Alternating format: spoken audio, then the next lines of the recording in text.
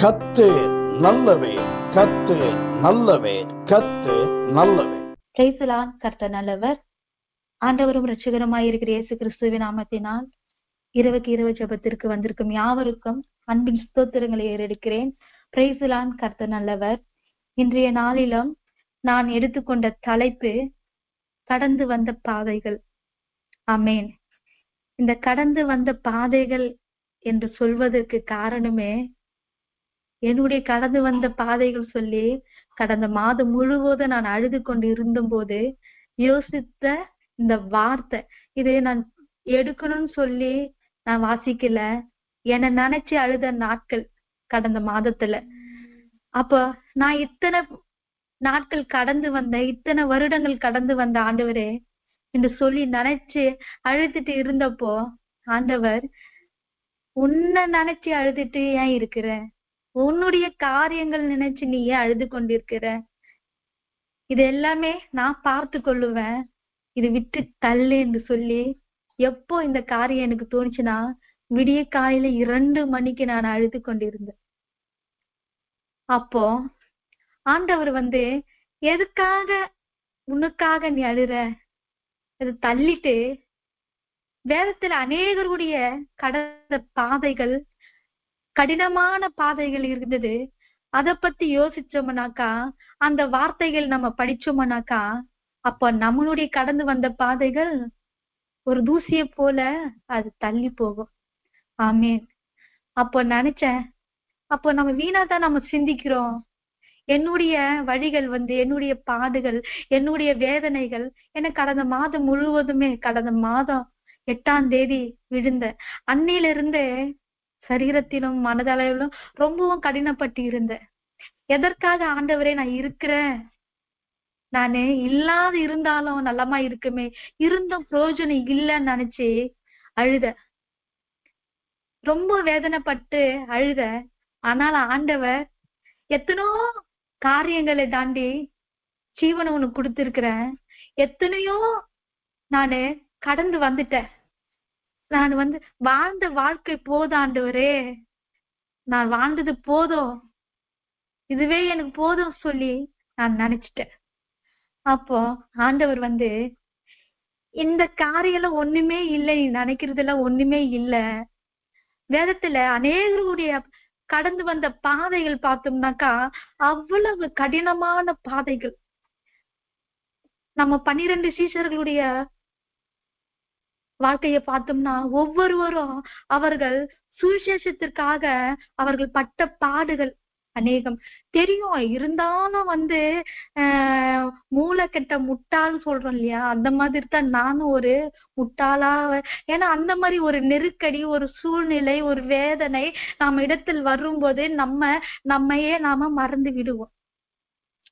அதனால அந்த நாளில கடந்து வந்த பாதைகள்னு எனக்கு நான் தான் பேரு நான் வச்சுக்கினேன். ஆனாலும் அது வேதத்துல நான் அந்த நாள் விடிய காலையில 2 மணிக்கு எழுந்து உட்கார்ந்து நான் வேதத்துல தேட ஆரம்பிச்சேன்.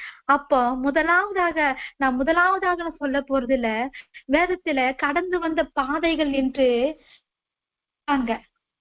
அதுல முதலாவதாக நான் மோசேய நினைச்சேன், நானு அடுத்தது யோசேப்ப நினைச்சேன், அடுத்தது தாவீது ராஜா, தானியேலு, அப்போஸ்தலனாகிய பவுலு, ஆகாரு, ஆண்டவராகிய இயேசு கிறிஸ்து, அடுத்தது யோசேப்பு. இவங்க எல்லாருமே கடந்து வந்த பாதைகள் ஒரு கடினமான ஒரு சூழ்நிலையில் இருந்தது. அப்படிப்பட்ட சூழ்நிலையிலும் அவங்க ஆண்டவருக்காக அவங்க உண்மையாய் இருந்து அவங்க வாழ்ந்தாங்க. இவங்க எல்லாருமே ஆண்டவருடைய வழி நடத்துதலால் அவங்க நடந்து வந்தாங்க, சொல்றதுக்கு அவங்க கேட்டாங்க, நடந்தாங்க. கடினமான பாதைகளை அவங்க தாண்டி ஒரு வெற்றியின் வாழ்க்கை அவங்களால வாழ முடிந்தது. அதனால்தான் நம்ம வேதத்துல அவங்கள பற்றி நம்ம பேச முடியுது. அவங்களுடைய கடந்து வந்த பாதைகளை நாம் நினைக்கும் போதே நம்ம நடந்து வர பாதைகள் ஒண்ணுமே இல்லை. நான் அழுதுகினே இருந்தேன், கடந்து வந்த பாதைகள் ஆண்டவரே கரடு மேடா இருக்குது என் வாழ்க்கையில. நான் நடந்து வந்த பாதைகள் முட்கள் வேலையா இருக்குது ஆண்டவரே. ஏன்னா நடக்க முடியலப்பான்ட்டு அந்த பாட்டு பாடி பாடி அழுதுகினே இருந்தேன். என்னால முடியல ஆண்டவரே, நடக்க முடியல, என்னால கடந்து போக முடியல நான் ரொம்ப அழுது நொறுங்கி இருந்தேன் நானு. ஏன்னா மகளுக்கு உடம்பு சரியில்லை, மகனுக்கு உடம்பு சரியில்லை, எனக்கு உடம்பு சரியில்லை. 3 பேருக்குமே ஒரு அட்டன் டைம்ல இந்த 1.5 மாசமாவே நாங்க அப்படிப்பட்ட ஒரு சூழ்நிலையில் ஆண்டவருடைய வார்த்தை அடியலை தேற்றினது. ஆண்டவரே இந்த நாட்கள் கடந்து போகட்டும் ஆண்டவரே என்று ஜெபிக்க ஆரம்பிச்சேன். ஆண்டவர் விடுதலை கொடுத்தார். கர்த்தருடைய நாமம் மகிமைப்படுவதாக. ஆண்டவருக்கு கடந்து செல்லுவோம். முதலாவதாக நான் மோசேயை பற்றி நான் உங்களுக்கு சொல்றேன். எல்லாருக்குமே இருந்தாலும் மோசேயை பற்றி சில வார்த்தைகளை உங்களுக்கு நான் காண்பித்து கொடுக்கிறேன்.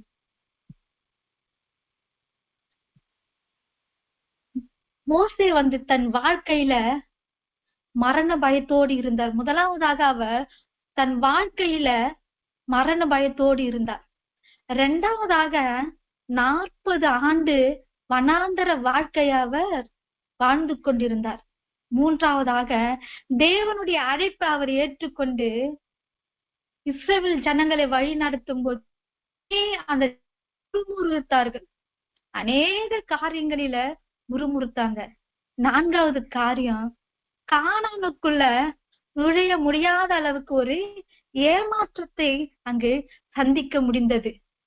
இத்தனை கடினமான அவங்க கடந்து வந்தாங்க.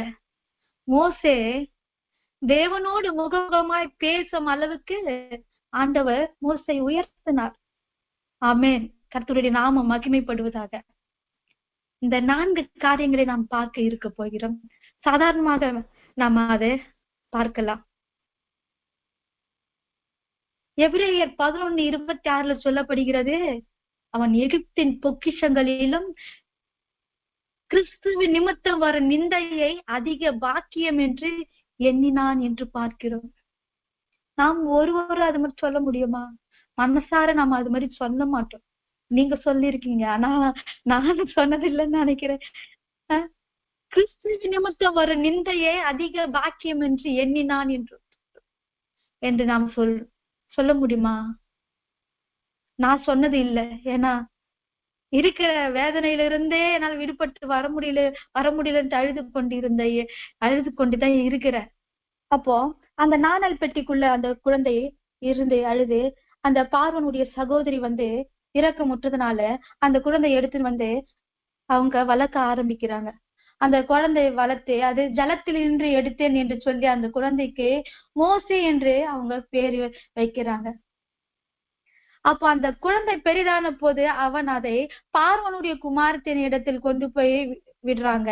அப்போ அந்த குமாரன் அவனை ஜலத்திலிருந்து எடுத்தேன் என்று சொல்லி மோசே என்று பேர் வச்சு, மோசே பெரியவனான காலத்துல அவன் சகோதரர் இடத்தில் போய் அவர்கள் சுமை சுமைக்கிறதை பார்த்து தன் சகோதரராகிய எபிரேயரில் ஒருவனை ஒரு எகிப்தியன் அடிக்கிறதை கண்டு அங்க இங்க சுத்தி பார்த்து என்ன பண்றாங்க, யாருமே இல்லைன்னு சொல்லி எகிப்தியனை வெட்டி அவனை மணலில புதைத்து போடுறாங்க.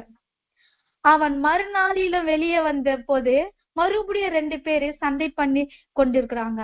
அப்ப இவரு போயிட்டு அவன் அநியாயம் செய்கிறவனை நோக்கி, நீ உன் தோழனை அடிக்கிறது என்ன என்று மோசே கேட்கிறான். அப்ப அவர் சொல்றாங்க, எங்கள் மேல் உன்னை அதிகாரியாகவும் நியாயாதிபதியாகவும் ஏற்படுத்தினவன் யாரு? நீ எகிப்தியனை கொன்று போட்டது போல என்னையும் கொன்று போட நினைக்கிறாயோ என்று அவங்க சொல்றாங்க. அப்போ மோசே அந்த இடத்துல அவனுக்கு ஒரு பயம் வருது, மரண பயம் வந்துருச்சு. நம்ம யாருக்கும் தெரியாத செய்த காரியம் இவருக்கு தெரிஞ்சிச்சுன்னுட்டு. அப்போ மோசேவுடைய காரியம் நிச்சயமாய் அந்த இடத்துல வெளிப்பட்டுச்சு. அப்ப பார்வோனுக்கு இந்த காரியம் எப்படி போயிடுன்னுட்டு பார்வோன் அடுத்த வசனம் 15வது வசனத்துல பார்வோன் அந்த காரியத்தை கேள்விப்பட்ட போது மோசேயை கொலை செய்ய வகை தேடினான். மோசே பார்வோனிடம் இருந்து தப்பி ஓடி மீதியான் தேசத்துல போயிட்டு தங்கி ஒரு துறவாண்டையிலே இருக்கிறார். இங்க பாக்குறோம், எகிப்தியனை அவர் கொன்றதுனால பார்வோனுக்கு பயந்து மீதியான் தேசத்திற்கு தப்பி ஓடி 40 ஆண்டுகள் ஆடு மேய்க்கும் ஒரு தாழ்மையான நிலைக்கு அவரு தள்ளப்படுகிறதை பார்க்கிறோம். இதுதான் அவர் மரண பயத்தோட ஒரு அகதிய போல் யாருமே இல்லாத இடத்தில் போயிட்டு ஒரு மறைவு வாழ்க்கையை வாழ்ந்து கொண்டு இருந்தார் என்று நாம் பார்க்கிறோம். ஒரு மரண பயம், எங்க பார்வோன் வந்து நம்மளை கொன்று போடுவாரோ என்று சொல்லி. அடுத்தபடியாக நாம் 2வது பார்க்கிறோம், தேவனுடைய அழைப்பு நாம் பார்க்கிறோம்.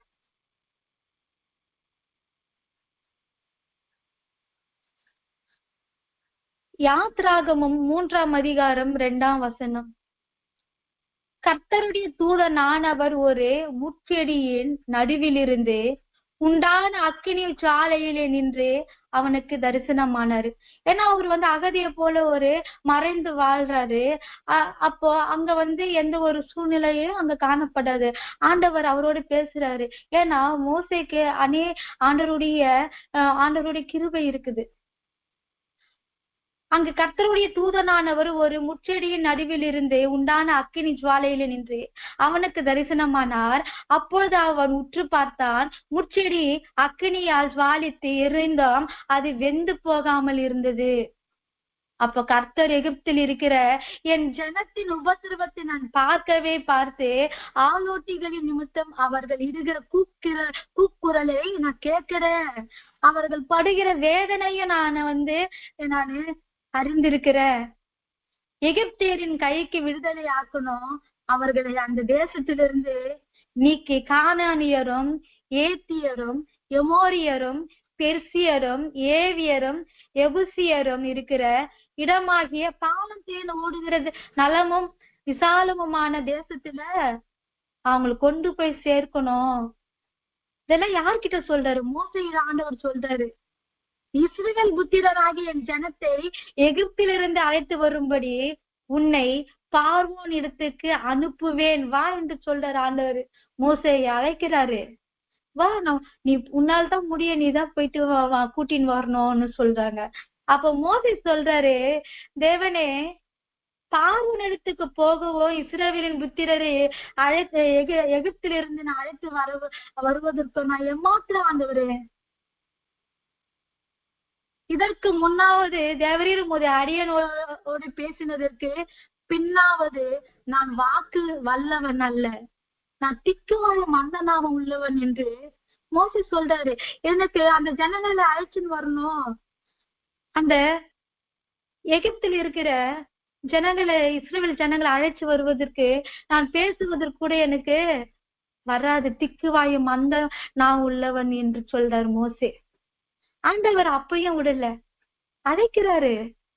ஆண்டவர் அழைத்தவர்களுக்கு மாத்திரம்தான், ஆண்டவரால் அழைத்தவர்களுக்கு மாத்திரம்தான் எல்லாமே கிடைக்கும். ஆண்டவர் அழைத்தவர்களுக்கு மாத்திரம்தான் ஊழியம். ஆண்டவர் எந்தெந்த காரியத்திற்கு யாரை யாரை அழைத்தாரோ அந்தந்த காரியம் அவர்களுக்கு ஆசீர்வாதமாக இருக்கும். அநேகரை நம்ம பார்க்கலாம், நமக்கே தெரியும். அநேகருடைய தேவ செய்திகளை நாம் கேட்டிருக்கிறோம். அநேகர் ஒரு கிறிஸ்துவர்களா இல்லாம இருந்திருக்கலாம், ஆண்டவரை யாருன்னே தெரியாது இருக்கலாம். நிறைய பேர் இருந்திருக்காங்க, நான் சாட்சி கேட்டிருக்கேன். இந்து மதத்தில் இருந்திருக்கலாம், அவங்க நிறைய விக்கிரக ஆராதனை செய்து இருக்கிறவர்களாக இருக்கலாம். அவங்க எல்லாம் ஒரு நாளில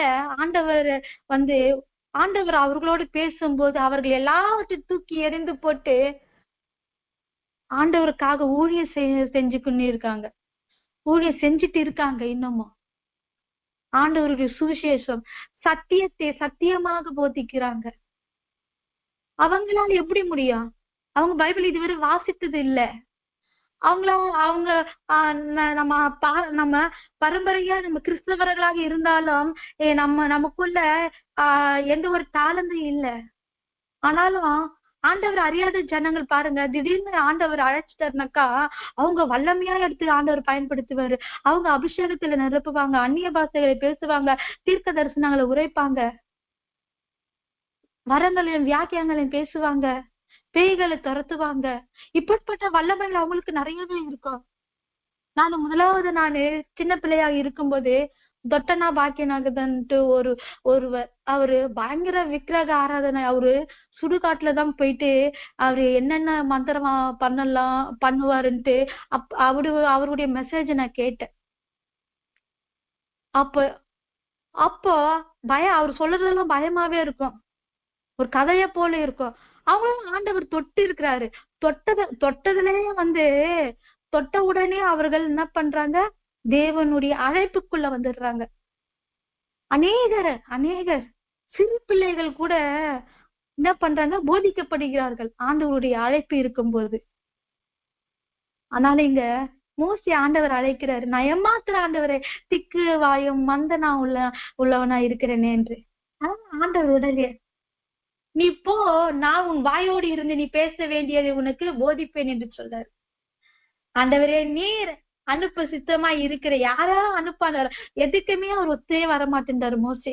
யாராவது அனுப்பாண்டவர். ஆண்டவர் விடல, மோசேயத்தான் அவர் அழைச்சிருக்கிறாரு, அவரைத்தான் தெரிஞ்சிருக்கிறாரு. அப்போ உன் சகோதரனாகிய ஆரோன் உன் வாயோடு இருந்து பேசுவான் என்று ஆண்டவர் சொல்லுகிறார். அப்போ ஆரோனும் மோசேயோ இஸ்ரேல் ஜனங்களை அழைத்து வருவதற்காக எகிப்து தேசத்திற்கு பார்வோன் இடத்தில் போறாங்க. பார்வோன் இடத்தில் போகும்போது பார்வோன் சும்மா விடைய மாட்டாரு. அவரிடம் இருந்து போராடி எத்தனை முறை கோலை அடிக்கிறதோ, செங்கடலை இரண்டாக பிரிக்கிறதோ, செங்கடல் இஸ்ரவேல் ஜனங்கள் கடந்து வரும்போது வழி ரெண்டு பக்கம் விலகுகிறதோ, ஆனா குதிரைகளும் ராணுவ வீரர்களும் பார்வோனுடைய சேனைகள் வரும்போது செங்கடல் மூடுகிறதோ, எத்தனை அதிசயங்கள் செய்தாலும் பார்வோனுடைய இருதயம் கடினப்பட்டு கொண்டே இருந்தது என்று நாம் பார்க்கிறோம். பிறகு இங்க நம்ம பார்த்தோம், ஆண்டவர் அழைத்தார் மோசேயை. இதற்காகத்தான் இஸ்ரவேல் ஜனங்களை அழைத்து வருவதற்காக. எல்லாம் காரியம் முடிஞ்சிச்சு. இஸ்ரவேல் ஜனங்கள் எகிப்திலிருந்து பார்வோனுடைய கையிலிருந்து மோசே ஆரோனோ ஆண்டவருடைய சித்தத்தின்படியாக செய்து அவர்களை எப்படி கூட்டின்னு வந்துட்டாங்க. வந்த பிறகு இந்த ஜனங்கள் சும்மா இருப்பாங்களா? ஆண்டவர் இத்தனை அதிசயங்கள் செஞ்சோம் நம்பல. அவங்க முறுமுறுக்க ஆரம்பிச்சுட்டாங்க. என்னாகமம் 14:2-4 சொல்லுது, எகிப்திலிருந்து அழைத்து வந்த இஸ்ரவேல் மக்கள் தண்ணீருக்கும் உணவிற்கும் தலைமைக்கும் தொடர்ந்து முறுமுறுக்கிறாங்க. மோசேய மனது அளவுல அவங்க துன்பப்படுத்தி கொண்டே இருக்கிறாங்க. இஸ்ரவேல் புத்திரர் எல்லாரும் மோசேக்கு ஆரோனுக்கு விரோதமா முறுமுறுக்கிறாங்க. சபையார் எல்லாரும் அவர்களை நோக்கி என்ன சொல்றாங்க, நாங்க எகிப்து தேசத்திலே செத்து போனோம்னா நலமா இருக்கும், இந்த வனாந்தரத்திலே நாங்க செத்தாலும் நலந்தான், நாங்கள் பட்டயத்தால் மடியும்படிக்கு எங்கள் பெண்சாதிகளும் பிள்ளைகளும் கொள்ளையாகும்படிக்கும் கர்த்தர் எங்களை இந்த தேசத்துக்கு கொண்டு வந்தது என்ன, எகிப்துக்கு திரும்பி போகிறதே எங்களுக்கு உத்தமம் சொல்றாங்க. ஜனங்கள் அப்படியே மாறிட்டாங்க. எகிப்துல பட்ட பாடுகளை அவங்க நினைக்கல. அங்கிருந்து மோசேயும் ஆரோனும் எவ்வளவு கஷ்டப்பட்டு இவங்களை கூட்டின்னு வந்தாங்க. வனாந்தரத்துல வரும்போது தண்ணி இல்லைன்னாங்க. முதலாவது தண்ணி இல்லைன்னாங்க. ஆண்டவர் தண்ணியை கொடுத்தார். கோலை அடித்து கண்மலை அடித்து தண்ணீரை கொடுத்தார். எங்களுக்கு இறைச்சி வேணும்னாங்க. காடைகளை கொடுத்தார், அப்பத்தை கொடுத்தார். வனாந்தரத்துல எல்லாம் வனாந்தரத்துல இதெல்லாம் கிடைக்குமா? கிடைக்காது. ஆண்டவரிடம் மோசே ஜெபிக்கும் போது ஒவ்வொரு முறையும் இந்த ஜனங்களுக்கு ஜெபிக்கும் போது ஆண்டவர் எல்லாவற்றையும் கொடுத்தாரு. ஒரு குறைவில்லாம நடத்தினாரு. அவர்கள் கால்கள் வீங்கவும் இல்லை, அவர்கள் ஆடைகள் பழமையாகவும் இல்லை, பாதரட்சைகள் தேயவும் இல்லை. இப்படியெல்லாம் ஆண்டவர் அவங்களை வழி நடத்தி கொண்டு வரும்போதோ இத்தனை முறுமுறுப்போம். ஆண்டவர் யாருக்காக இதை செய்தார்? இந்த ஜனங்களை அடிமைதனத்தினின்று மீட்டு வருவதற்காக. மோசே அத்தனை பாடுகளை கடந்து வந்தார். ஏனென்றால் ஆண்டவருடைய வார்த்தைக்காக. ஆண்டவருடைய வார்த்தை அவர் பிடித்து கொண்டு ஆண்டவர் சொன்ன ஒரே வார்த்தைக்காக இஸ்ரவேல் ஜனங்களை வழி நடத்தணும்ட்டு அதை அவர் வழி நடத்தினார். முறுமுறுத்தாங்க. அப்படியா முறுமுறுத்த ஜனங்கள் அவர்கள் முறுமுறுப்பு அடக்கவே முடியாது. அடுத்தது பார்க்கிறோம், வாக்குத்தத்தம் பண்ணப்பட்ட தேசத்துக்குள்ள நுழைய முடியாத ஒரு சூழ்நிலை ஏற்படுது. என்னாகமம் 20:12 பார்க்கிறோம், பின்பு கர்த்தர் மோசேயையும் ஆரோனையும் நோக்கி, இஸ்ரவேல் புத்திரரின் கண்களுக்கு முன்பாக என்னை பரிசுத்தம் பண்ணும்படி நீங்கள் என்னை விசுவாசியாமற் போனபடியினால் இந்த சபையாருக்கு நான் கொடுத்த தேசத்துக்குள் நீங்கள் அவர்களை கொண்டு போவதில்லை என்று சொல்றாரு. பாத்தீங்களா? வாக்குத்தத்தம் பண்ணப்பட்ட தேசம், ஆபிரகாமுக்கு, ஈசாக்கு, யாக்கோப்புக்கு நான் உங்களுக்கு கொடுப்பேன் இந்த கானான் தேசத்தை, பாலும் தேனும் ஓடுகிற கானான் தேசத்தை உங்கள் சந்ததியாருக்கு கொடுப்பேன் என்று சொன்ன தேசம் என்ன பண்ணுது? வாக்குத்தத்தம் பண்ண தேசத்துக்குள்ள நுழைய முடியல. ஏன்? 12ஆம் வசனத்துல மேரிவா தண்ணீர் அண்டைகள் தேவனை பரிசுத்தப்படுத்த தவறியதால் பாறையை பேசாமல் அடித்ததுனால கானான் தேசத்தை தூரத்திலிருந்து பார்த்து விட்டு அங்கு நுழையும் பாக்கியத்தை இழந்து போறாங்க. ஏன் இழந்து போறாங்க? அவங்க பரிசுத்தம் பண்ணும்படி நீங்கள் என்னை விசுவாசியாமற் போனபடியினால் விசுவாசிக்கல. விசுவாசிக்காம போனபடியானால அவங்க இந்த சபையாருக்கு நான் கொடுக்கும் தேசத்திற்குள் நீங்க அவர்களை கொண்டு போவதில்லைன்னு ஆண்டவர் சொல்லிட்டார். இப்படியாய் ஆண்டவர் சொன்னாரு, மோசே இத்தனை பாடுகளை அவங்க கடந்து வந்தாரு. மோசே தன் வாழ்க்கையில மரண பயம் வந்தது. அந்த பார்வோன் நம்மளை கொலை செய்வானோ என்று சொல்லி 40 ஆண்டுகள் ஒரு அகதி வாழ்க்கைய போல அவர் மறைந்து வாழ்ந்தாரு. அடுத்து முறுமுறுப்பு, ஆண்டவர் அழைச்ச அழைப்புக்கு வந்தாரு. ஜனங்கள் அழைத்த போது முறுமுறுப்பு. 4வது, கானானுக்குள் கானான் தேசத்துக்குள் நுழைய முடியாத ஒரு ஏமாற்றம். அவங்க விசுவாசிக்கல. கடினமான பாதைகள், இதுதான் கடினமான பாதைங்க. நம்மளுடைய கஷ்ட நஷ்டம் எல்லாம் கடினமானது. நம்முடைய வாழ்க்கைக்கு கடினமாக இருக்கலாம். ஆனா ஆவிக்குரிய ஜீவியத்திற்கு இது ஒண்ணுமே இல்லைதான் சொல்ல முடியும். இத்தனை கடந்து வந்த பாதைகள் மோசே. அவன் எகிப்தின் பொக்கிஷங்களிலும் கிறிஸ்துவின் நிமித்தம் வரும் நிந்தையை ஆண்டவர்களுடைய, அதாவது கிறிஸ்துவ நிமித்தம் வரும் நிந்தையை அதிக பாக்கியம் என்று அவர் எண்ணினார். கர்த்தருடைய நாமம் மகிமைப்படுவதாக. நாம முதலாவதாக மோசேயை பற்றி தான் நாம் பார்த்து இருக்கோம். 2வதாக யோசேப்பு பத்தி நாம பார்க்கலாம். யோசேப்பின் வாழ்வு எப்படி இருந்ததுனாக்கா, அவரை பத்தி நமக்கு தெரியும். அவருடைய கனவு, அது முதலாவது அவருடைய கனவு கடுமையான ஒரு சோதனையாவே இருந்தது. அடிமைதானம் அவருக்குள்ள காணப்பட்டது. அடிமைதானம்,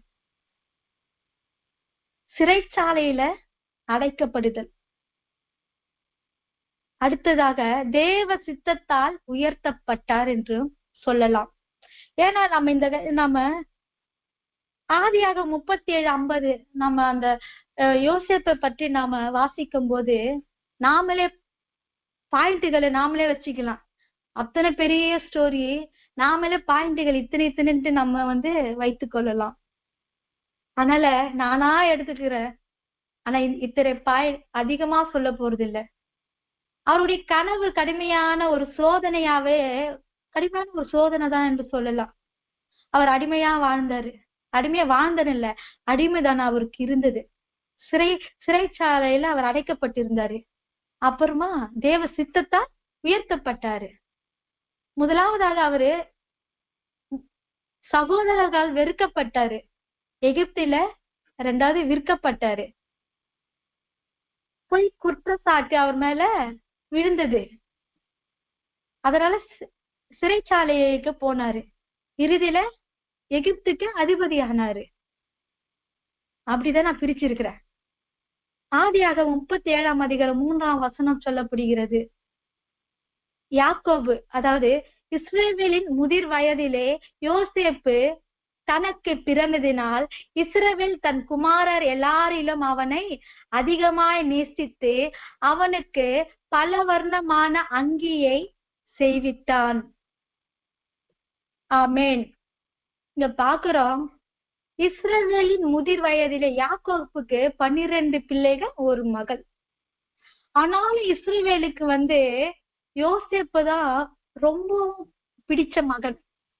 அவன் ரொம்ப அழகாவும் இருப்பானா. பல வர்ணமான அங்கிய அவர்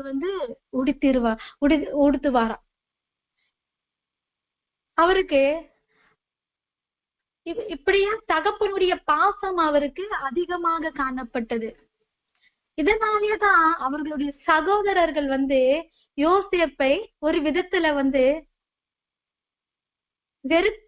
வெறுக்கிற அளவுக்கு தள்ளப்பட்டாங்களோ எனக்கு தோணுது. அதிகமான பாசம். ஒரு குடும்பத்துல ஒரு 4 பேர் இருக்கலாம், 10 பேர் இருக்கிறாங்க. அப்பெல்லாம் 10, 15 அதுக்கு மேலேயே இருக்கிறாங்க. அப்போ தாய் தகப்பன்மார்கள்லாம் அதிகமா குழந்தைகள் மீது அதிகமா பாசம் வைப்பாங்க. ஒரு குழந்தை பிடிக்கும், ஒரு குழந்தை அதை விட ரொம்ப பிடிக்கும், ஒரு குழந்தை கொஞ்சமா பிடிக்கும். அப்படி இருக்கலாம். ஏன்னா ஒரு குழந்தைக்குள்ள திறமைகள் பார்க்கும் போது, அவர்கள் பேசும்போது, விளையாடும் போது, நடக்கும் போதும், அவர்கள் கருத்தாய் பேசும் போதும், ஆண்டவருக்குள்ள அவர்கள் இருக்கும் போது, ஆண்டவருடைய அதிகமான ஒரு காரியங்கள் காணப்படும் போதோ நம்ம ஒரு விஷயங்கள் ஒரு குழந்தைகிட்ட பார்க்கும்போது நமக்கு ஒரு வியப்பா இருக்கும். அப்ப அந்த குழந்தை மீது நம்மளுடைய கவனம் அதிகமாக போவோம். அப்படிதான் யோசேப்புக்கு ஆண்டவருடைய கிருபை நிறைய இருந்திருக்கும். ஏன்னா அவர் யோசேப்புக்கு அதிகமான டேலண்ட் இருந்தது. இங்க சகோதரர்கள் வெறுக்கிற காரியத்தை நம்ம பாக்குறோம். ஆதியாகமம் 37:4 பாக்குறோம், சகோதரர் எல்லாரிலும் அவனை தங்கள் தகப்பன் அதிகமாய் நேசிக்கிறதை அவன் சகோதரர் கண்ட போதே அவனோடு பட்சமாய் பேசாமல் அவனை பகைத்தார்கள். தகப்பன் அதிகமாய் நேசிக்கிறதுனால யோசேப்ப அவங்க வெறுக்கிறாங்க. யோசேப்பு ஒரு சொப்பனம் காண்றாரு. யோசேப்புக்கு இன்னொரு பேர் என்னன்னா சொப்பனக்காரன் என்று பேர். ஏன்னா அவர் சொப்பனங்கள் அதிக கனவுகளை அவரு கண்ட கனவுக்கும் மற்றவங்க காண்கிற கனவுக்கும் விளக்கத்தை ஒரு சரியான ஒரு விளக்கத்தை அவரு கொடுப்பாராம். அவர் ஒரு சொப்பனக்காரர். அதை தன் சகோதரருக்கு அறிவிக்கிறாரு, நான் ஒரு சொப்பனம் கண்டேன்னுட்டு. அது நிமித்தம் அவனை இன்னும் அதிகமா என்ன பண்றாங்க, பகைக்கிறாங்க சகோதரர்கள். அதுதான் அவருடைய கனவு கடுமையான ஒரு சோதனையாவே இருந்து அவருக்கே ஒரு சோதனையாவே மாறிச்சு. அவன் சகோதரர்கள் என்ன பண்றாங்க, வெறுக்கிறாங்க. தகப்பன் யாக்கோப்பின் செல்ல பிள்ளையாக பல வண்ண அங்கியை அணிந்து தன் எதிர்கால உயர்வை உணர்த்தும் கனவுகளை கண்டார். ஆமென். அவரு கனவு கண்ட போது அவர் சொல்றாரு, தெரியும் நமக்கு சில கதிர்கள் எல்லாம் என்ன வணங்குது, இந்த கதிர்கள் எல்லாம் உங்களுடைய கதிர்கள் எல்லாம் என்ன வணங்குது, என்னுடைய கதிர்கள் மாத்திரம் நிமிர்ந்து நிக்குது, சூரியனும் சந்திரனும் எல்லாம் என்ன பண்ணுது, என்ன வணங்குகிறது. இப்படி சொல்லும் போது சகோதரர்களுக்கு இடையே என்ன பொறாமை வருது, இப்படி பேசுறானே என்று சொல்லி. அடுத்தபடியாக சகோதரர்களால் துரோகம் அங்க நடக்குது. சகோதரர்கள் யோசேப்புக்கு விரோதமா என்ன பண்றாங்க, ஒரு துரோகம் நடக்குது. ஆதியாகமம் 37:23-28 பார்க்கலாம். யோசேப்பு தன் சகோதரரிடத்தில் சேர்ந்த போது யோசேப்பு உடுத்து கொண்டிருந்த பல வர்ண அங்கியை அவர்கள் கழற்றி அவனை எடுத்து அந்த குழியிலே போட்டார்கள். அது தண்ணீர் இல்லாத வெறுங்குழியா இருந்தது. இந்த யோசேப்பு தன் சகோதரர்கள் போய் பாக்குறாரு. அவங்க ஆடு மேய்க்க போயிருந்தப்ப அவர்களை பார்க்கும்போது அவங்க என்ன பண்றாங்க, சகோதரன் வர அவனை எப்படியாவது நம்ம ஏதாவது செய்யணும்னு சொல்லி அவனை ஒரு தண்ணி இல்லாத ஒரு குழியில போட்டுடுறாங்க. அவர்கள் போஜனை செய்யும்படி உட்கார்ந்த போது அவர்கள் தங்கள் கண்களை ஏறெடுக்கும் போது இதோ கிளியாத்தில் இருந்து வருகிற இஸ்மவேலருடைய கூட்டத்தை கண்டார்கள். அவர்கள் எகிப்துக்கு கொண்டு போகும்படி கந்த வர்க்கங்களையும் பிசின் தைலத்தையும் வெள்ளை போலத்தையும் ஒட்டகங்கள் மேல் ஏற்றி கொண்டு வந்தார்கள். 25ஆம் வசனம்.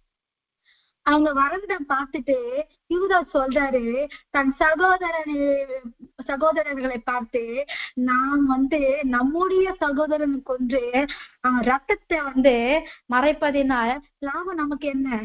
அதனால அவன் இந்த இஸ்மவேலருக்கு நம்ம விற்று போட்டுடலாமே அப்படின்ட்டு சொல்றாங்க. சரி சொல்லிட்டு எல்லாருமே அதுக்கு சகோதரர்கள் ஒத்துக்கிறாங்க. வாருங்கள், நமது கை அவன் மேல் படாது இருப்பதாக, அவன் நம்முடைய சகோதரனும் நம்முடைய மாம்சமுமாய் இருக்கிறானே என்று சொல்லி அவன் சகோதரர் அவன் சொல்லிக்கு இணங்கினார்கள். ஆமேன். அவன் கொலை செய்ய வேணாம், நம்முடைய ரத்தமா இருக்கான், நம்முடைய மாம்சமா இருக்கான், அவனை நம்ம ஒண்ணும் செய்யாதபடி அவங்களுக்கு வித்துடலான்ட்டு யூதாதான் கொஞ்சம் இரக்க குணம் உள்ளவராய் காணப்படுறாரு. ஆமேன்.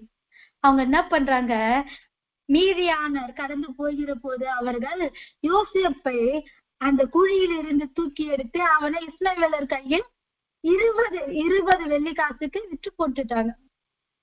அவர்கள் யோசேப்பை எகிப்துக்கு கொண்டு போனார்கள் என்று பார்க்கிறோம். அதான் சகோதரர்களால் இந்த இடத்துல துரோகம் நடக்குது. யாருக்கு? யோசேப்புக்கு துரோகம் நடக்குது. சகோதரர்கள் வந்த துரோகம் எது நிமித்தமாக? கனவுகள் காரணமாக சகோதரர்கள் வெறுக்கப்பட்டு குழியில் தள்ளப்பட்டு இறுதியில எகிப்திய வர்த்தகர்களுக்கு அடிமையாக விற்கப்பட்டார். அடுத்தது எங்க போறாரு? போத்திபார் வீட்டுக்கு அடிமையாக அங்க கொண்டு போறாங்க. ஆதியாகமம் 39:1-6. கர்த்தர் இப்படியான அவர் கடந்து வந்த பாதைகள் பாருங்க எப்படி இருக்குது. இந்த கதை தான் நான் சொல்றேன். ஆனாலும் ஒரு பாயிண்ட் நம்ம யோசிக்கும் போது ரொம்பவும் இவ்வளோ அந்த கடினமான ஒரு சூழ்நிலை தான் காணப்படுகிறது. நம்முடைய சகோதரர்கள் நமக்கு இருக்காங்க.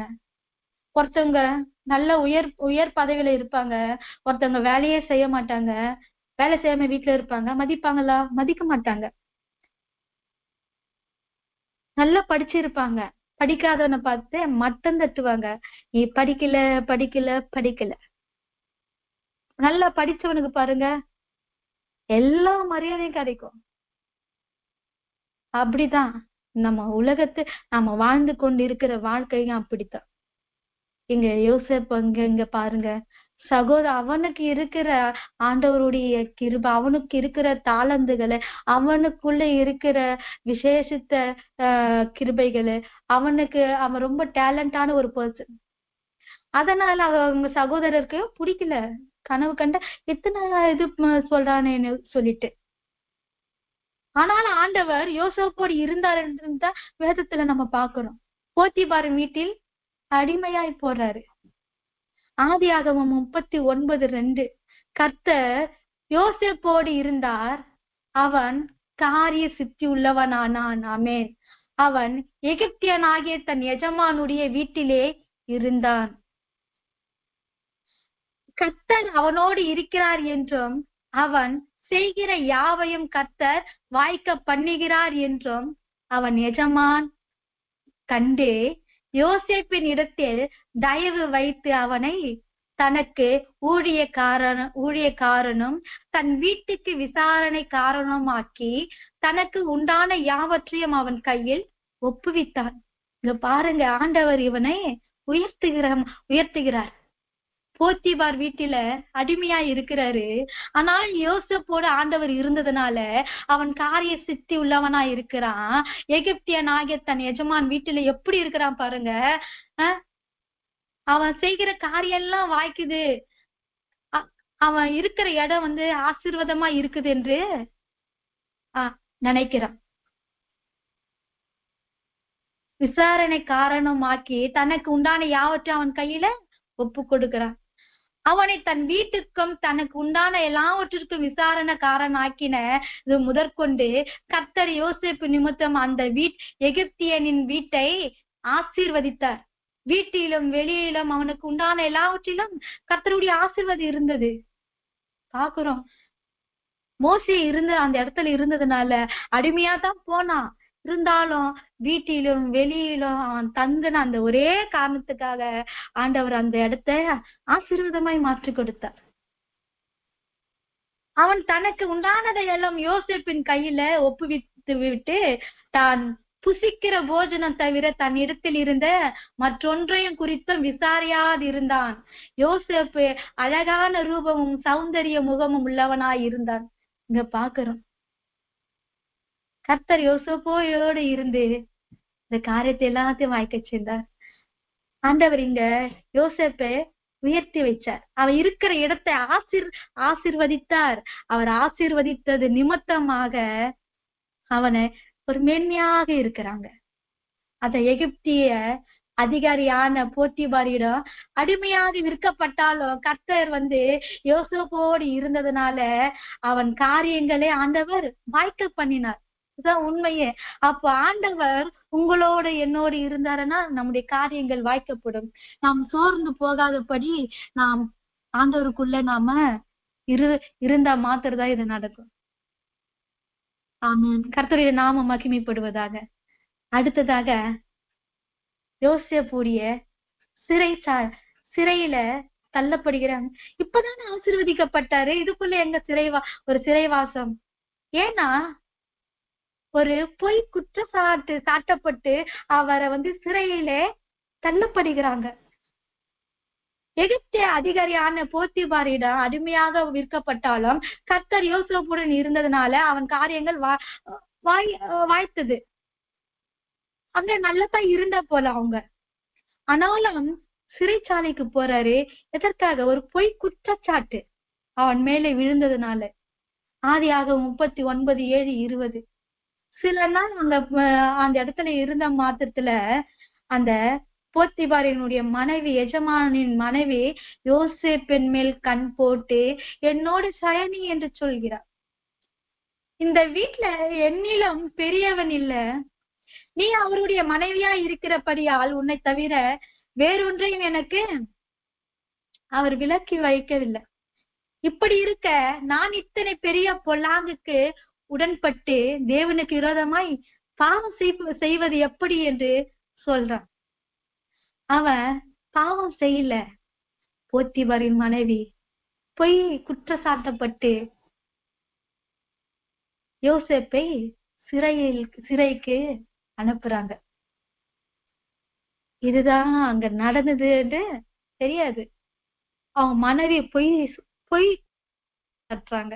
ஏன்னா அவள் மேல் வராத படிக்கு அந்த பழி யோசேப்பு மீது அந்த பொய் சாட்டி அவனை சிறைச்சாலைக்கு தள்ளப்படுகிறதை நாம் பார்க்கிறோம். யோசேப்பின் எஜமான் அவனை பிடித்து ராஜாவின் கட்டளையால் காவலில் வைக்கப்பட்டார்கள். சிறைச்சாலையிலே அவனை ஒப்புவித்தார். அந்த சிறைச்சாலையில் அவன் இருந்தான் என்று சொல்லப்படுகிறது. அப்போ பொய் குற்றச்சாட்டு நிமித்தமாக சிறைச்சாலைக்கு தள்ளப்பட்டார். அடுத்தது சிறைச்சாலைக்கு போயிட்டாரு. அப்போ சிறைச்சாலையில் என்ன நடந்தது? அப்போ ஏன்னா கர்த்தர் யோசேப்போடு இருக்கிறாரு, எல்லா நேரத்திலுமே இருக்கிறாரு. எங்க போனாலும் கர்த்தர் அந்த இடத்தை ஆசீர்வாதமாய் மாற்றி கொடுக்கிறாரு. கர்த்தரோ யோசேப்போடு இருந்து அவன் மேல் கிருபை வைத்து சிறைச்சாலை தலைவனுடைய தயவு அவனுக்கு கிடைத்தது என்று நாம் வாசிக்கிறோம் 21ஆம் வசனத்தில். சிறைச்சாலை தலைவன் சிறைச்சாலையில் வைக்கப்பட்ட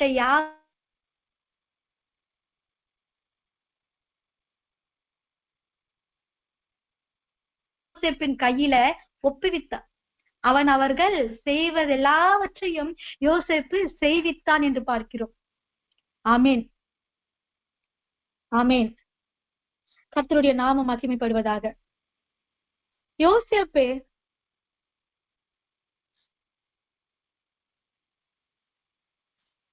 சிறைச்சாலையின் தலைவன் சிறைச்சாலையில் வைக்கப்பட்ட யாவரையும் யோசேப்பின் கையில ஒப்புவித்துடுறாங்க.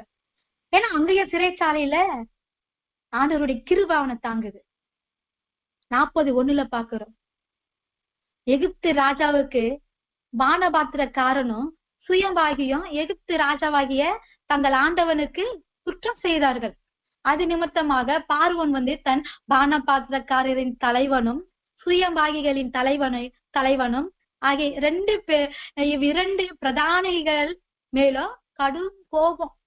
அதனால அவர்களை யோசேப்பு வைக்கப்பட்டிருந்த அந்த சிறைச்சாலையில அந்த இடத்துல தலையாரிகளின் அதிபதியின் வீடமாகிய சிறைச்சாலையிலே அவங்கள காவல் பண்ணுகிறாங்க. காவல் பண்ணி வித்தான் என்று 3ஆம் வசனத்துல நாம் பார்க்கிறோம். தலையாரிகளின் அதிபதி என்ன சொல்றனா, அவர்களை விசாரிக்கும்படி யோசேப்பின் வசத்தில் ஒப்புவித்தான். அவன் அவர்களை விசாரித்து வந்தான். அவர்கள் அநேக நாள் காவலில் இருந்தார்கள். ரொம்ப நாள் அங்க இருக்கிறாங்க. பானபத்திரக்காரரும் சுயம்பாகியும் அவ 2 பேரும் சிறையில் இருக்கும் போது ஒரே ராத்திரியில வெவ்வேறு பொருள் கொண்ட சொப்பனத்தை காண்கிறார்கள். அவங்க இவர்தான் சொப்பனக்காரராச்சே. யாரு? நம்ம யோசேப்பு. அவரும் சிறைச்சாலையில் தான் இருக்காரு. ஆனாலும் சிறைச்சாலையில இருக்கும் போதே அநேக அதிகாரங்கள் அவருக்கு கொடுக்கப்பட்டிருக்கிறது. அவங்க 2 பேரும் விசாரிக்கிறதுக்கு அங்க சிறைச்சாலையில அவருக்கு அந்த பொறுப்பும் கொடுக்கப்பட்டிருக்கிறது. அப்போ இந்த பானபாத்திரக்காரனும் சுயம்பாகியுமாகி இந்த 2 பேரும் கண்ட வெவ்வேறு சொப்பனங்களுக்கு அவரு அர்த்தத்தை கண்டுபிடிக்கணும். அவங்க அப்போ யோசேப்பு காலமே எழுந்து என்ன பண்றாரு, அவங்கள பாக்குறாரு. அவங்கள பார்த்த போதே, எதுக்கு நீங்க இப்படி ஒரு கலங்கி போய் இருக்கிறீங்கன்னு கேக்குறாரு. அதற்கு அவங்க சொல்றாங்க, நாங்க ஒரு சொப்பனம் கண்டோம், அதற்கு அர்த்தம் சொல்லுகிறவன் ஒருவரும் இல்ல. அதற்கு யோசேப்பு, சொப்பனத்துக்கு அர்த்தம் சொல்லுதல் தேவனுக்குரியதல்லவா, அவைகளை என்னிடத்தில் சொல்லுங்கள் என்றான். இங்க பாருங்க, என்னிடத்தில் சொல்லுங்க என்ற. ஏன்னா இவரு சொப்பனக்கார ஆண்டவர் இவருக்கு அவ்வளவு கிருபைகளை கொடுத்திருக்கிறார். அப்போ எபிரேயருடைய தேசத்திலிருந்து களவாய் கொண்டு வரப்பட்ட நானே, என்னை இந்த காவல் கிடங்கில் வைக்கும்படிக்கும் நான் இவ்விடத்தில் ஒன்றும் செய்யவில்லை என்றும் சொன்னான். ஆனாலும் இங்க பாருங்க, ஆனாலும் இந்த பானபாத்திரக்காரன் தலைவன் என்ன பண்றான், யோசேப்பு செய்த நன்மை அந்த கனவுக்கு அவன் கண்ட சொப்பனத்துக்கு பதில் கொடுத்தான். அவன் விடுதலை ஆனா ராஜாவோடு இருந்தான். ஆனாலும் பானபாத்திரக்காரன் யோசேப்பை நினையாமல் போயிட்டான், மறந்து போயிட்டான். அப்போ சிறைச்சாலையின் பொறுப்பாளர் ஆனார் பார்வோனின் பானபாத்திரக்காரன் அவன கனவுகளுக்கு விலக்கு அளித்தார். அந்த இடத்துலயே அவங்க யோசேப்பு விளக்கம் கொடுத்தார். அதனால அவன் விடுதலை அனுப்பினான். ஆனா அந்த பானபாத்திரக்காரன் யோசேப்பை மறந்து போயிட்டான். இருந்தாலும் ஆண்டவர் யாரோட இருக்கிறாரு? யோசேப்போட இருக்கிறாரு. அடுத்ததாக எகிப்தின் ஆளுநர். ஏன் இது சொல்றேன்னாக்கா, 39வது வசனத்துல 41ஆம் அதிகாரம் 39ஆம் வசனத்துல பார்வோன் யோசேப்பை நோக்கி, தேவன் இவைகளை எல்லாவற்றையும் உனக்கு வெளிப்படுத்தி இருக்கிறபடியால் உன்னை போல விவேகமும் ஞானமும் உள்ளவன் வேறு ஒருவனும் இல்லை என்று பார்வோன் புரிஞ்சுக்கினாரு. அவர் சிறைச்சாலையில இருந்தாலும் அந்த பானபாத்திரக்காரன் மறந்து போயிட்டான். ஆனாலும் பார்வோன் பாருங்க, தேவன் இவை எல்லாவற்றையும் உனக்கு வெளிப்படுத்தி இருக்கிறபடியால் உன்னை போல விவேகமும் ஞானமும் உள்ளவன் ஒருவர் இல்ல. அதனால நீ என் அரண்மனைக்கு அதிகாரியாய் இருப்பாய். உன் வாக்கின்படியே என் ஜனங்கள் எல்லாரும் அடங்கி நடக்குவார்கள். சிங்காசனத்தில் மாத்திரம் உன்னிலும் நான் பெரியவனாய் இருப்பேன். பாருங்க, அவர் என்ன சொல்றாரு. ஒரு ராஜா சிறைச்சாலையில் இருக்கிற யோசேப்பிடம் சொல்றாரு, சிங்காசனத்தில் மாத்திரம் உன்னில நான் பெரியவனாய் இருப்பேன். ஆனா மற்றபடி எல்லாத்துலயும் நீதான் அதிகாரியாய் உன்னை நான் வைக்கிற. பார்வோன் யோசேப்பை நோக்கி, பார், எகிப்து தேசம் முழுமைக்கு உன்னை அதிகாரம் ஆக்கிட்ட. உன் கையில் போட்டிருந்த பார்வோன் கையில் போட்டிருந்த தன் முத்திரை மோதிரத்தை கழற்றி என்ன பண்றாரு, யோசேப்பின் கையிலே போட்டு முதல் மோதிரத்தை போட்டு விடுறாரு. அடுத்தது மெல்லிய வஸ்திரத்தை அவருக்கு உடுத்துறாரு. மூன்றாவதாக பொன் சரப்பணியை அவன் கழுத்திலே போடுறாரு. பாருங்க ஆண்டவர் எப்படி உயர்த்துறாரு. அவர் கடந்து வந்த பாதைகள், சகோதரர்கள் வெறுக்கப்பட்டாங்க. அவருடைய கனவே அவருக்கு பெரும் வேதனையா இருந்தது. சிறைச்சாலையில இருந்தாரு. சிறைச்சாலை அதிகாரியிடம் எத்தனை இதுவு. இப்ப எகிப்து தேசத்துல எகிப்துக்கு அதிபதியானாரு. ஆமேன். பார்வோன் யோசேப்புக்கு சாப்நாத் பன்னேயா என்ற பெயரைய சூட்டுறாங்க. ஓன் பட்டணத்துக்கு ஆசாரியன் ஆக்கி போத்திபிராவின் குமாரத்தியாகிய ஆஸ்நாத்தை அவனுக்கு மனைவியாக கொடுத்தான். யோசேப்பு எகிப்து தேசத்தை சுற்றி பார்க்கும்படி புறப்படுறாரு. ஆமேன். பார்வோனின் கனவு அந்த விளக்க அழித்து நாணத்தினால் எகிப்தின் தேசத்துக்கு எல்லாம் அதிபதி ஆகிறது. இது மற்றவர்கள் செய்ததில்லை, ஆண்டவர் அவரோடு இருந்ததுனால. ஆமேன். அல்லேலூயா. பார்வோனின் கனவுக்கு விளக்கம் அளித்து நாணத்தினால் எகிப்தின் தேசத்துக்கு எல்லாம் அதிபதியாக ஆண்டவர் வைத்தார். அடுத்ததாக அடுத்த பாயிண்ட் வருது, அதிபதி ஆக்கிட்டாரு. அடுத்தது முடிவுல என்ன வருது, பஞ்ச காலத்துல அவர் எகிப்துக்கு ஆளுநராக அதிபதியாக ஆயிட்டாரு. பொறுப்பும் அவர் கையில வந்துருச்சு. அப்போ பஞ்ச காலம் வரப்போகுது என்று ஆண்டவர் வெளிப்படுத்திட்டார். அப்போ பஞ்ச காலத்திற்கு தேவையான அனைத்தையும் சேகரித்து வைத்துட்டார். அப்போ யோசேப்பு தன் சகோதரரை பாக்குறாரு. அந்த பஞ்ச காலத்துல அவங்க யோசேப்பிட வராங்க. நான் யோசேப்பு, தன் தகப்பனார் இன்னும் உயிரோடு இருக்கிறாரா என்றார். அவனுடைய சகோதரர் அவனுக்கு முன்பாக கலக்கமுற்று இருந்தனால அவனுக்கு சொல்லக்கூடாமல் இருந்தாங்க. ஆனால் இங்க பாருங்க, தேசத்துல இப்படியாய் பஞ்ச காலம் இருக்கும்போது சேகரித்து வைத்த நாணத்தினால் அவர் அதிக ஞானம் உள்ளவர் இல்லையா? அப்படி இருக்கும்போது அந்த தேசத்திற்காக சேர்த்து வச்ச அந்த தானியங்கள், அந்த தேசத்திற்கு தேவையான அனைத்து காரியங்களையும் ஜனங்களுக்கு எல்லா நேரத்திலும் கிடைக்கும்படி செய்தார் ஆண்டவருடைய கிருபை. அப்போ அவங்களுடைய குடும்பமும் யோசேப்புடைய குடும்பமும் அவங்க பாதுகாத்தார். நீங்கள் சீக்கிரமா என் தகப்பனிடத்தில் போய், தேவன் என்னை எகிப்து தேசம் முழுவதுக்கும் அதிபதியாக வைத்தார், என்னிடத்தில் வாரம் என்று தாமதிக்க வேண்டாம் என்று சொல்லி அனுப்புறாரு. அங்க சொல்றாரு, அவங்க சகோதரர்கள் பயப்படுறாங்க.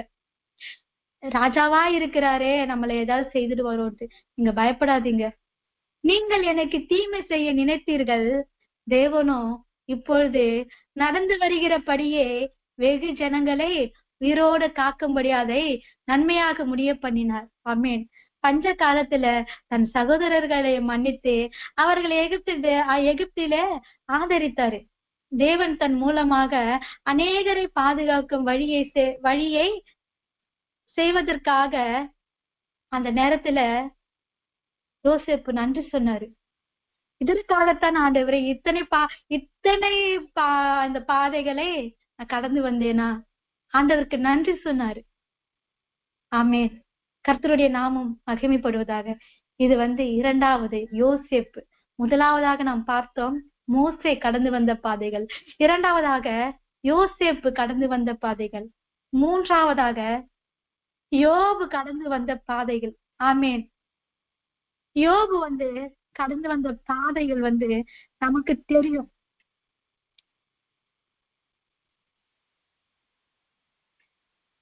யோபு எழுதின புஸ்தகம் 1ஆம் அதிகாரம் 1ஆம் வசனம்.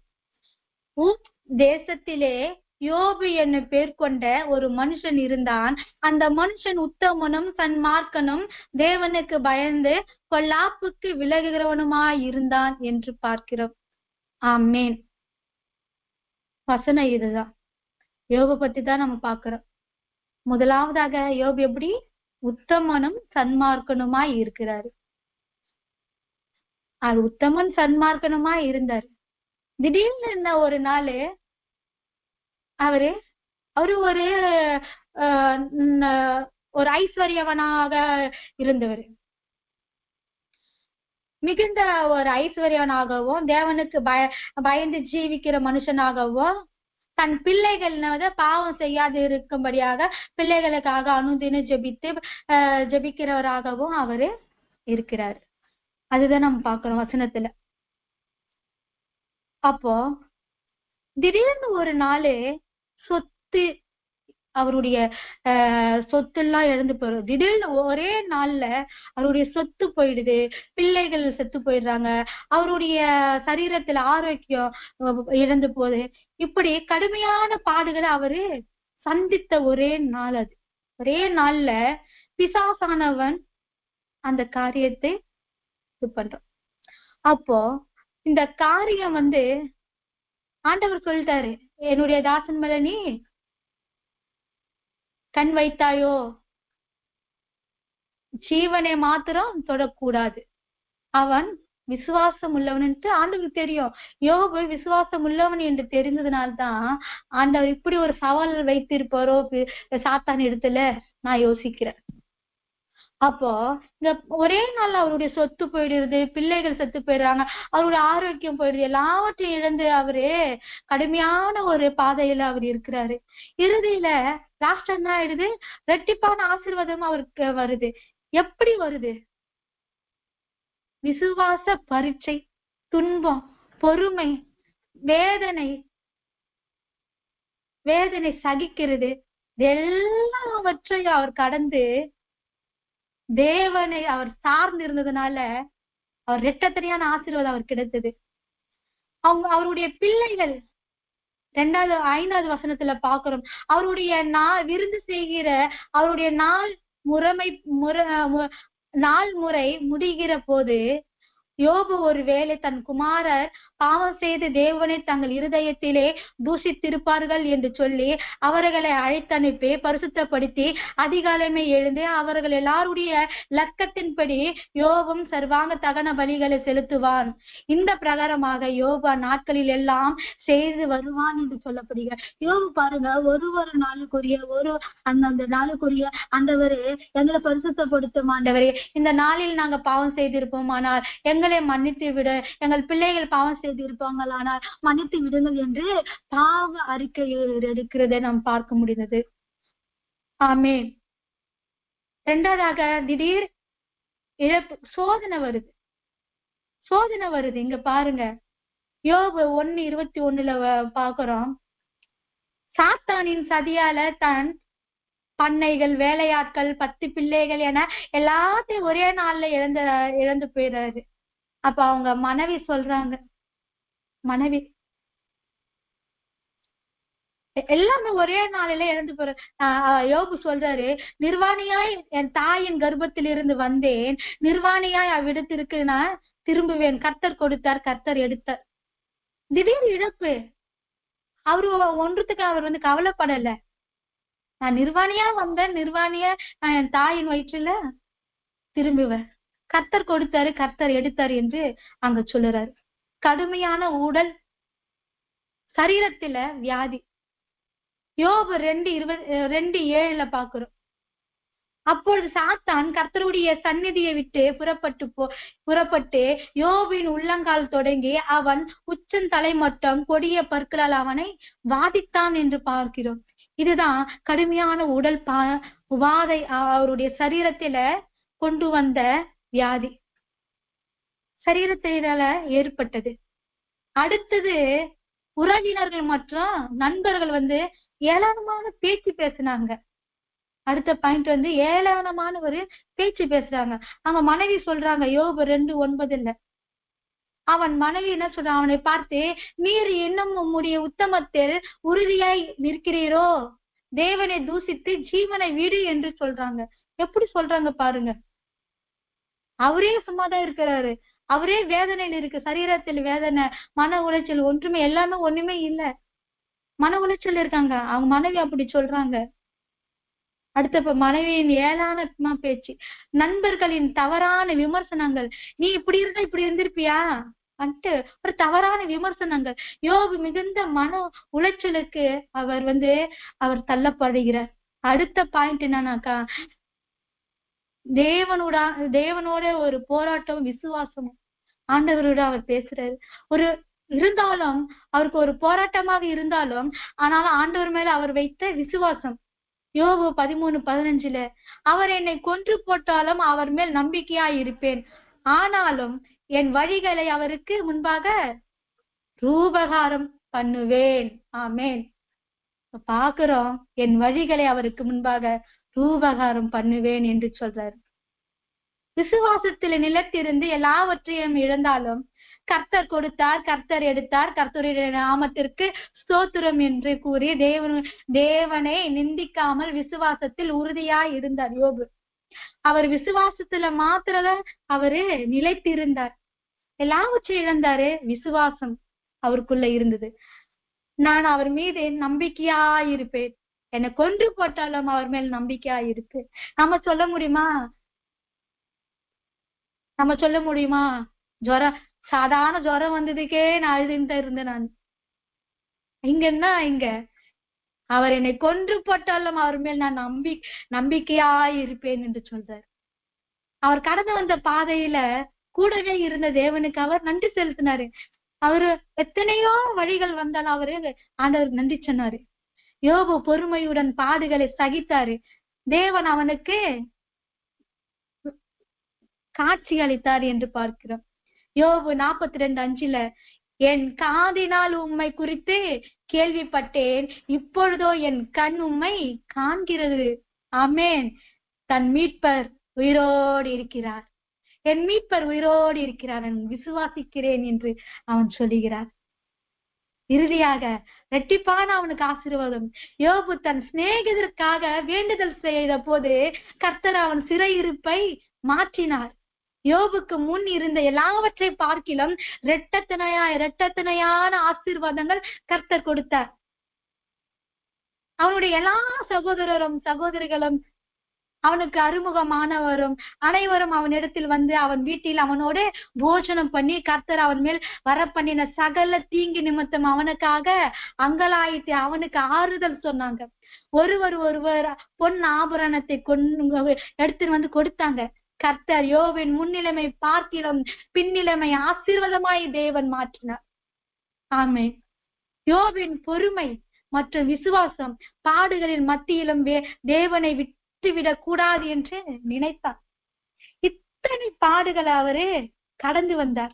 கர்த்தருடைய நாமம் மகிமைப்படுவதாக. முதலாவதாக யோசேப்பு எகிப்தில் இருந்து இஸ்ரவேலரை வெளியேற்றி 40 ஆண்டுகள் வனாந்தரத்தில் வழிநடத்திய கடினமான ஒரு சூழ்நிலை. யோசேப்பு சகோதரர்களால் விற்கப்பட்டு அடிமையாகி பின்னர் பொய் குற்றச்சாட்டு சாட்டப்பட்டு சிறையில் அடைக்கப்பட்டு இறுதியில் எகிப்திற்கு அதிபதியானார். யோபு தன் சொத்து, பிள்ளைகள் மற்றும் ஆரோக்கியம் எல்லாவற்றையும் இழந்து கடும் சோதனைகளுக்கு நடுவிலும் கர்த்தர்கள் வைத்த விசுவாசத்தை நிலைநிறுத்தினார். கர்த்தருடைய நாமமே மகிமைப்படுவதாக. கர்த்தருடைய நாமம் மகிமைப்படுவதாக. ஆமென். நாம் ஜெபிப்போம். ஸ்தோத்திரம் ஆண்டவரே, இந்த வேலையில கொடுத்த அப்பா உம்முடைய வார்த்தைகளுக்காய் நன்றி செலுத்துகிறேன். தடைகளை நீக்கி போட்ட தேவனுக்கு நன்றி செலுத்துகிறேன். அப்போ அந்த கரத்தில் இந்த நேரம் ஒப்பு கொடுக்கிறேன். இயேசுவின் நாமத்தினால் ஜெபிக்கிறேன். ஜீவனுள்ள நல்ல பிதாவே. ஆமென். ஆமென்.